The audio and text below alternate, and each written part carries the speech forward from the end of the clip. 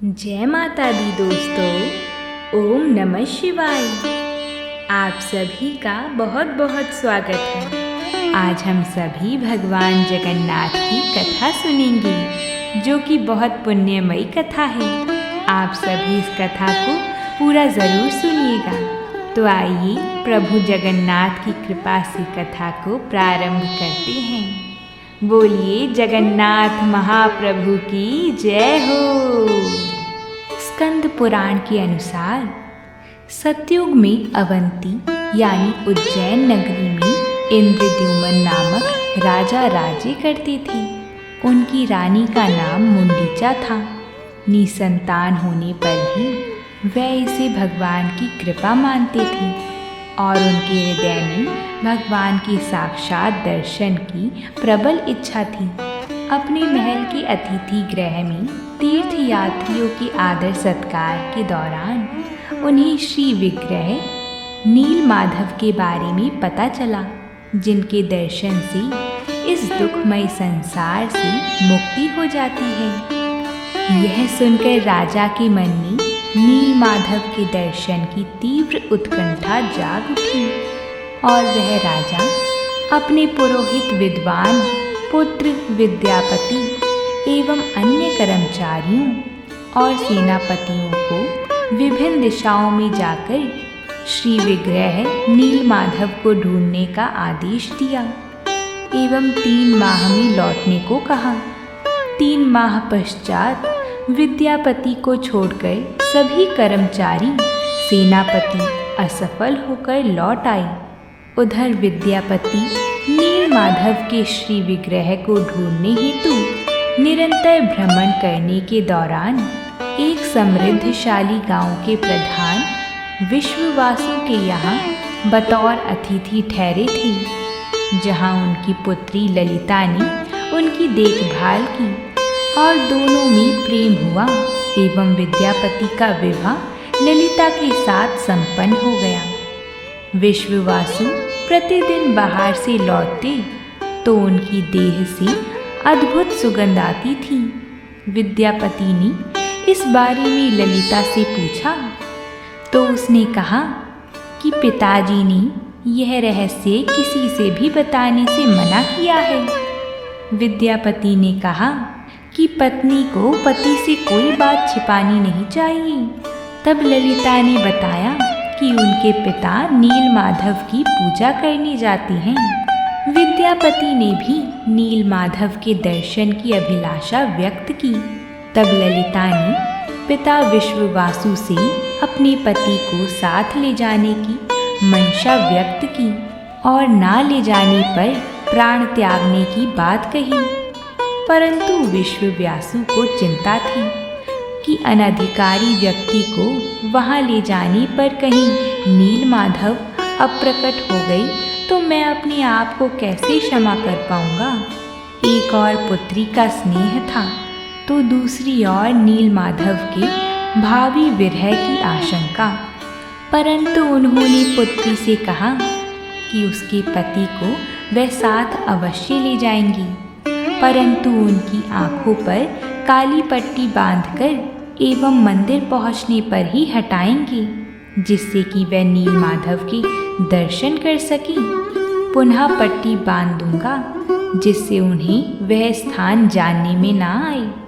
बाद में विद्यापति और उनकी पत्नी ने योजना बनाई ताकि बाद में मैं भी उनके दर्शन अकेले जाकर कर पाऊं। विश्ववासु के साथ विद्यापति बैलगाड़ी पर गई। बैलगाड़ी में जाते वक्त विद्यापति ने सरसों की पोटली से सरसों के दाने मार्ग में गिराते गए, जिससे बाद में सुंदर पुष्प वाले पौधों से मार्ग का पता लग जाए। मंदिर पहुंचकर देखा तो नील माधव ने शंख चक्र गदा और पद्म धारण कर रखे थे। विद्यापति नील माधव के दर्शन करके पूर्ण रूप से संतुष्ट हो गई। इसी बीच जब विश्ववासु पुष्प और पूजन सामग्री लेने बाहर गई तो विद्यापति मंदिर के समीप एक सरोवर के पास टहलने लगे। तभी उन्होंने देखा कि पेड़ की डाली से एक कौवा सरोवर में गिर पड़ा एवं उसने प्राण त्याग दिए। तभी उसने सुंदर चतुर्भुज रूप धारण कर लिया। उसी क्षण गरुण जी वहां उपस्थित हुए और उसे बैठाकर वैकुंठ की ओर ले चली। विद्यापति ने सोचा कि एक साधारण अपवित्र कौवा परंतु सरोवर में गिरने मात्र से उसकी श्रेष्ठ गति हुई। अंततः क्यों नहीं यही प्राण त्याग कर मैं भी वैकुंठ चला जाऊं। तभी आकाशवाणी हुई कि वैकुंठ जाने के लोभ में आत्महत्या मत करो।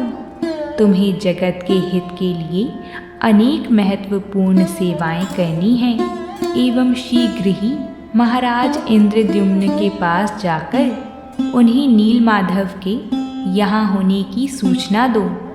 उस रात्रि को नीलमाधव ने स्वप्न में विश्ववासु से कहा कि यद्यपि तुमने अत्यधिक बहुत समय तक मेरी सेवा की है और मैं तुमसे अत्यधिक संतुष्ट भी हूँ, अब मैं एक प्रिय भक्त महाराज इंद्रद्युम्न से सेवा ग्रहण करना चाहता हूँ।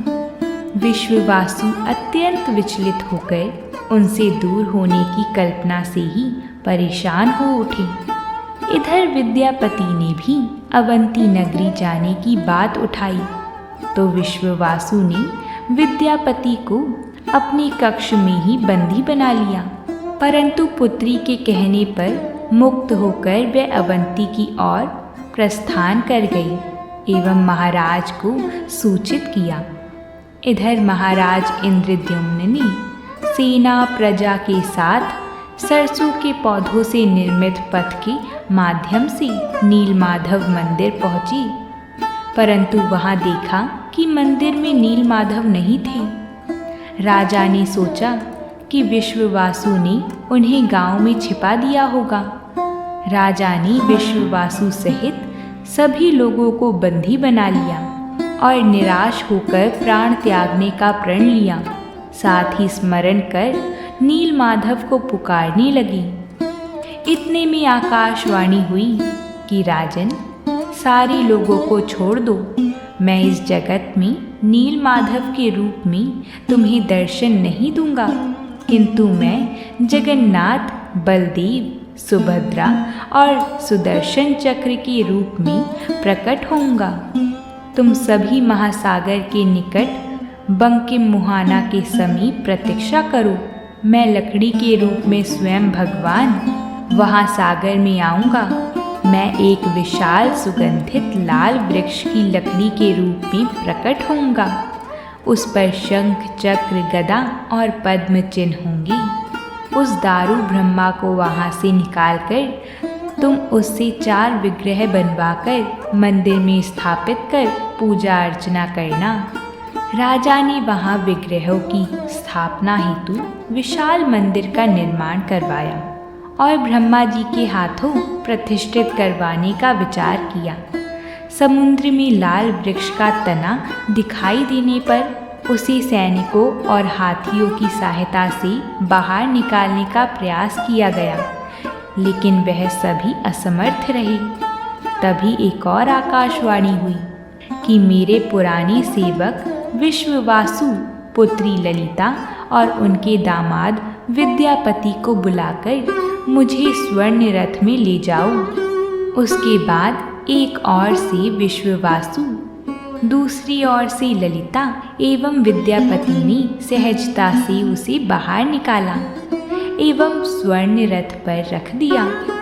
उड़ीसा के शिल्पकारों को आमंत्रित कर श्री विग्रह का निर्माण कराने पर धन संपत्ति देने का वादा किया गया, परंतु उनके औजार तने को स्पर्श करते ही छिन्न भिन्न हो जाती थी।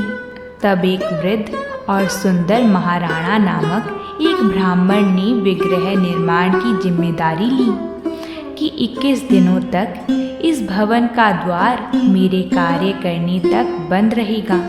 अगर उससे पूर्व द्वार खुला तो मैं कार्य अधूरा छोड़कर चला जाऊंगा। राजा ने शर्त पालन का वचन दिया और 14 दिनों बाद अंदर से कोई आवाज़ सुनाई नहीं दी तो राजा ने चिंतित होकर सोचा कि कहीं ब्राह्मण के बिना खाने पीने के कारण प्राण तो नहीं छूट गए। रानी मुंडीचा के आग्रह पर द्वार खोल दिया गया। महाराज के आश्चर्य का ठिकाना न रहा। श्री जगन्नाथ देव, श्री बालदेव, श्री सुभद्रा देवी और श्री सुदर्शन चक्र, इन चारों के श्री विग्रह भी वहाँ असंपूर्ण अवस्था में विद्यमान थे। उनके नेत्र और नासिकाएं गोलाकार की थीं। उनकी भुजाएं आधी बनी थीं। हाथ पैर भी अभी संपूर्ण नहीं थे। तो अंदर ब्राह्मण मौजूद थे। उन्होंने कहा कि अभी तो 14 दिन ही हुए हैं और विग्रह को पूर्ण करने के लिए 7 दिनों की आवश्यकता थी। लगता है श्री जगन्नाथ देव जी की यही इच्छा है, तो ऐसा ही सही। ऐसा कहकर वह ब्राह्मण अदृश्य हो गई। तब महाराज को आभास हुआ कि वह स्वयं जगन्नाथ देव ही थे। राजा को अपने वचन तोड़ने का पश्चाताप हुआ तो वह अपने प्राण त्यागने को प्रस्तुत हुए। तभी आकाशवाणी द्वारा राजा को आदेश मिला कि चिंता मत करो, मैं स्वयं ही इसी रूप में प्रकट होना चाहता था और इन विग्रह को इसी रूप में मंदिर में स्थापित करूं। विद्यापति की ब्राह्मण पत्नी से उत्पन्न पुत्र मेरी पूजा करें और शबर पत्नी से उत्पन्न पुत्र मेरे लिए विविध प्रकार के व्यंजन बनाएं। विश्ववासु के गांव में दैता और उनके वंशज रथ यात्रा के समय 10 दिनों तक मेरी सेवा करें। वह दैता ही श्री बलदेव, सुभद्रा देवी और मुझे रथ पर बैठाकर मुंडीचा मंदिर में ले जाएं। बोलिए महाप्रभु जगन्नाथ देव की जय हो। बोलिए भगवान जगन्नाथ जी महाराज की जय हो। आप सभी को वीडियो अच्छी लगी हो तो वीडियो को लाइक ज़रूर करें। साथ ही चैनल को सब्सक्राइब भी कर लें, क्योंकि हम रोज़ आप सभी के लिए ऐसी ही कथाएं लाते रहते हैं। प्रेम से बोलिए जय माता दी।